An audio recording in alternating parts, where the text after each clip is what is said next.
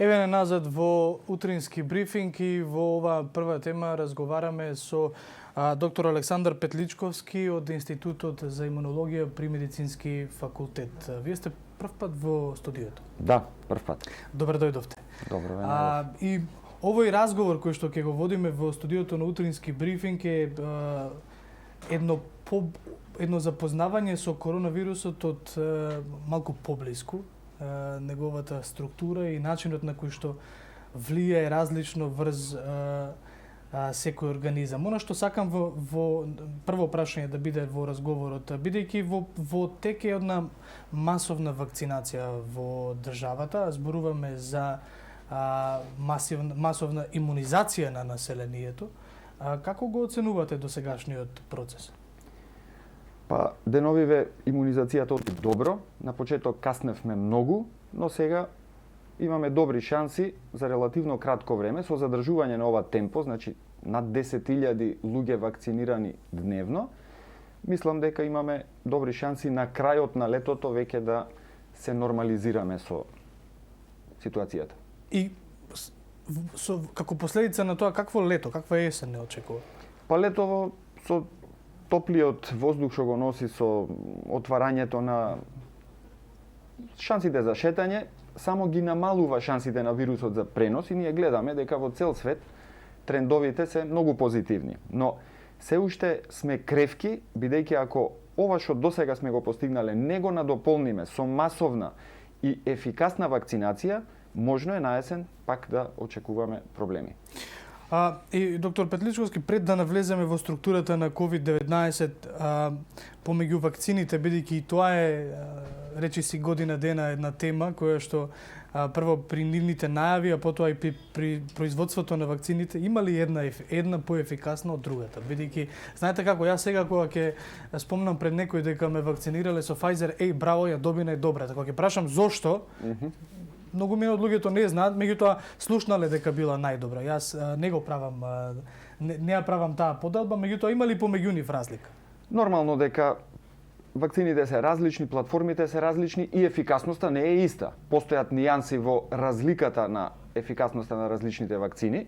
Ова за Pfizer конкретно сега расположение е од сега. На почеток Pfizer беше вакцината од која луѓето најмногу се плашеа, затоа што немаше реално големи серии, немаше воопшто масовно користење на оваа платформа за вакцинација и стравот од неа беше многу голем. Потоа имаше страв од AstraZeneca, има страв од Johnson & Johnson, сега има страв од кинеската вакцина. Значи, тоа се периоди во кои една вакцина добива на популарност, друга губи на популарност. Реално, нема логика ние да се замараме и луѓето да се замараат со нијансите на проценти дали една 2% или 4% поефикасна од друга, бидејќи ова не е прва масовна имунизација во светот глобално. Имунизации се користеле многу одамна, се користат рутински, редовно, вакцинални календари, постојат многу детални и за ниедна вакцина не се крева ваква прашина како за вакцините за COVID-19.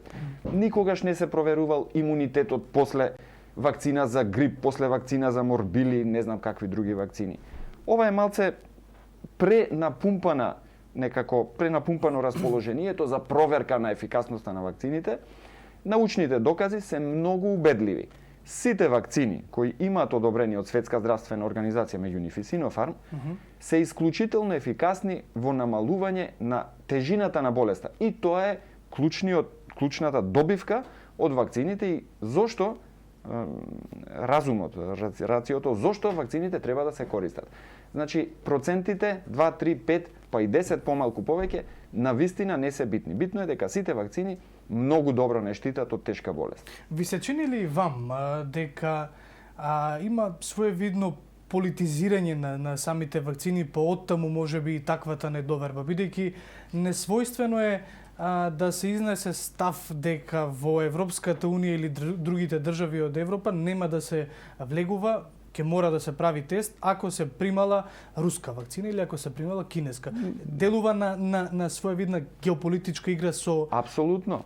Политиката има многу влијание во овие популарности и непопуларности на вакцините, исто како што и економскиот аспект, бидејќи многу пари, приватен капитал, државен капитал се влезени во истражувањата и производството на вакцините и можеби е нормално, не знам, но сите си ги штитат своите производи, а плукаат реално на другите производи.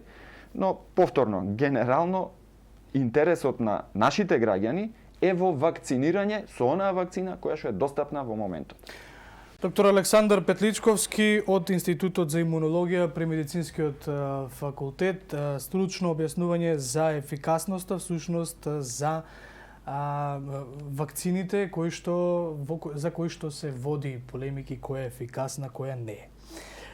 Доктор Петличковски, да навлеземе во структурата на COVID-19. Дали ние го имаме видено досега најлошото од неа, од самиот COVID-19, бидејќи гледаме дека различни организми различно влијаат на различно се справуваат со COVID-19. Гледаме дека постојано мутира вирусот, па имаме нели таков сој, ваков сој. Како може да се движи таа структура на самиот вирус? Колку може истиот да мутира и колку овие вакцини кои што ги имаме во моментов може да бидат 100% заштита од таа мутација? Мутирањето не е карактеристика специјално на овој корона на SARS-CoV-2 вирус. Мутираат сите вируси и мутираат со преселувањето од човек на човек. Значи тоа е нормален живот на вирусот, нормален животен тек, еволуција негова. При преселување едно, второ, трето, петто се случуваат промени во генетскиот материјал кои што некои ќе бидат продуктивни за вирусот, ќе го направат поефикасен во заразување на нови луѓе, други ќе бидат непродуктивни, ќе го направат полесно достапен за уништување од имуниот систем на домакинот. Значи тоа апсолутно не е зачудувачки, дури овој вирус има пониска стапка на мутации од многу други познати вируси, вклучително и вирусот на грип. Тоа не е воопшто страшно. Многу долго време трае епидемијата, има од избегнувања некакви можеби на намалување на ефикасноста на имуниот систем, но се уште не сме сигурни дека повторени инфекции се баш правило, напротив, тие се исклучок. И во овој момент, луѓето кои што имаат поминато болест COVID-19 или кои што се имунизирани, имаат многу мала шанса втор пат да се заразат од истата болест. Ова важи за вакцините и сега веќе доказите се прилично акумулирани дека голем дел од оние вакцини кои што се испитувани, тоа се Pfizer, Moderna, Sputnik, навистина обезбедуваат многу солидна заштита и за новите мутации, односно новите соеви на вирусот кои циркулираат низ светот. Значи во овој момент не се плашиме дека нешто специјално неефикасни ќе станат вакцините во догледно време. Нормално не можеме да предвидиме што ќе се случува понатаму сосем јасно, но овие бројки, овие трендови кои сега ги гледаме се прилично оптимистички и се гледа дека во цел свет пандемијата стивнува. Голем дел од намалувањето на силината на епидемијата се должи на вакцинирање на се поголем процент од населението ширум светот. Тоа ли е единствениот начин ние да го изолираме на страна тој? Од ова што до сега го гледаме, да, единствен начин да се вратиме на нормала, реков во последно време се избегнува тој термин постигнување на колективен имунитет, се повеќе се зборува на враќање на нормала. Враќање во нормала може да се постигне со имунизирање на населението, било по природен пат, со прележување на болест, или со вакцинација. Во моментот тоа не е најефикасниот излез од кризата. Се прават ли испитувања на ефектите од вакцинацијата? Да, се постигнуваат одреден тип на антитела, меѓутоа има ли бројки кои што можат да кажат до кога ќе трае имунитетот создаден од самите вакцини? Дали можеби ќе стане навика да се вакцинираме редовно или треба да биде една вакцина која што ја примаме нели на детска возраст и таа трае? Последниве месеци доста се заговара, мислам не е јасно. Прво, во моментот апсолутно не е јасно, тие истражувања се во тек. Како ќе излезат заклучоците ќе видиме. До последниве неколку месеци се заговараше теза дека ќе биде потребна и трета доза на вакцините, негде после есен, односно 6 до 12 месеци после втората доза, која прво ќе го продолжи имунитетот и второ можеби ќе го апдейтира за некоја нова варијанта што во меѓувреме би се појавила и би била закана за нов сериозен бран. Тоа беше во последниве 2-3 месеци. Постојано излегуваат студии, некои со контрадикторни резултати, колку трае имунитетот од прележана болест и од вакцини, но се повеќе тој период на траење на имунитетот се продолжува, не се скратува. Како поминуваат месеците после многу луѓе кои ја прележале болеста, јасно е дека имунитетот трае 1 година. Многу е веројатно дека и имунитетот од вакцините ќе трае и подолго од 1 година. Значи во моментов навистина не можеме прецизно да предвидиме дали ќе биде потребна трета доза или не. Последните сознанија, вклучително и студии објавени последниве 2-3 дена, се прилично оптимистички и укажуваат дека имунитетот ќе трае долго, веројатно можеби и со години. Така што не мислам дека вакцината против SARS-CoV ќе стане уште една вакцина во вакциналниот календар што би се примала редовно.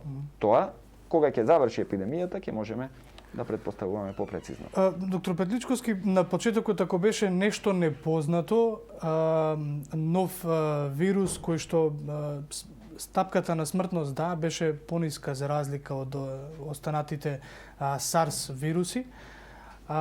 Потоа излезе студија дека дел од населението, зборувам глобалното население, има своевидна отпорност или веќе постоечки имунитет на самиот вирус.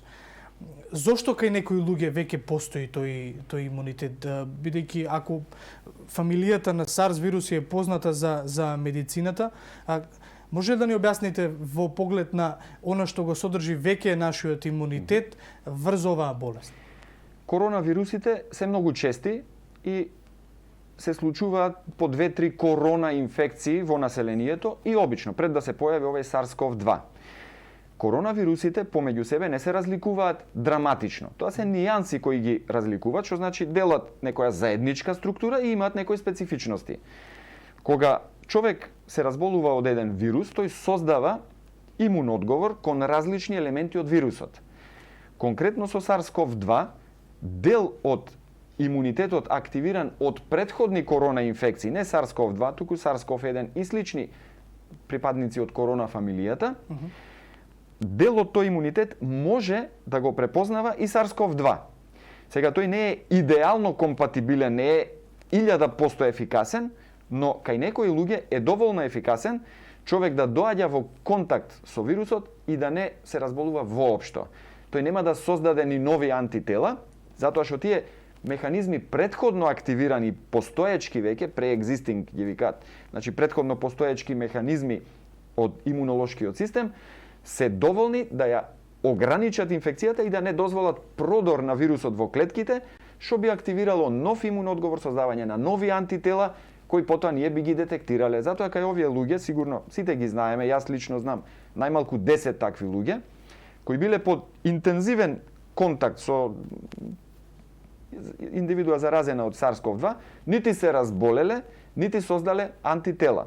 Веќе имаат природен одбранбен механизам. Затоа што нивните предходни, предходната запамтена средба со некоја корона е доволна да ја ограничи инфекцијата и сега објаснувањето е тоа, значи предходно постоечки имунитет, но не на SARS-CoV-2, туку на слични вируси од истата фамилија. И при крај на разговорот некаде би сакал да ве прашам со оглед на тоа што се уште се на сила некои од превентивните мерки. Добро разбирливо е полициски час, да нема собирање, да има дистанца помеѓу луѓето.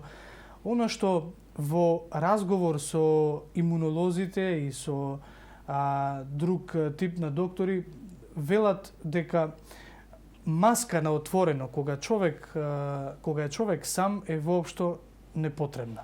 Бидејќи ако се правеа на почетокот ќе речам предвидувања, се гаѓаше на некој начин дали се задржувал на асфалтот, дали постоел во атмосферата и слично, а сега веќе е јасно дека тој не лебди во воздухот, дека тој не живее во воздухот.